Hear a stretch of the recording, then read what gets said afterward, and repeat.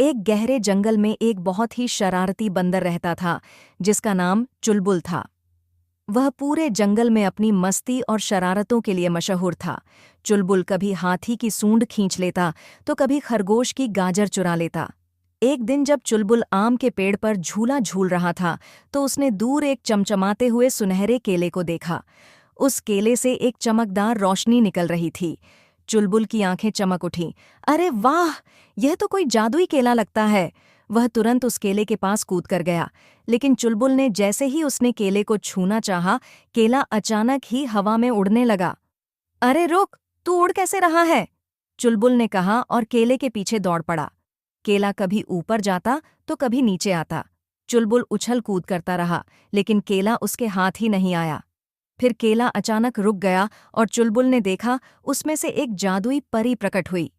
परी ने हंसते हुए चुलबुल से कहा कि चुलबुल, अगर तुम अपनी शरारतें कम करोगे और जंगल के सभी जानवर दोस्तों की मदद करोगे तो यह केला तुम्हारा हो सकता है। परी की बात सुनकर चुलबुल सोच में पड़ गया। उसे केले का स्वाद चाहिए था और वो उस केले को खाना चाहता था, लेकिन उसका शरारत छोड़ना मुश्किल था। फिर उसने सोचा, अगर मैं अच्छा बनूंगा तो सब दोस्त भी मुझसे खुश रहेंगे और मेरा सम्मान करेंगे। उस दिन के बाद चुलबुल सभी जानवरों की मदद करने लगा। खरगोश को गाजर लाकर देने लगा, हाथी को पानी पिलाने लगा और जंगल के सभी पक्षियों के लिए पेड़ों पर फल रखने लगा। यह सब देखकर परी चुलबुल से बहुत खुश हुई और उसने चुलबुल को वह जादुई केला दे दिया। जैसे ही चुलबुल ने उस केले को खाया, वह और तेज और ज्यादा मजबूत हो गया।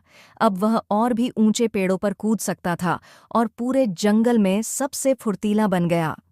तभी से चुलबुल ने समझ लिया कि असली ताकत दयालुता और दोस्तों की मदद करने में है।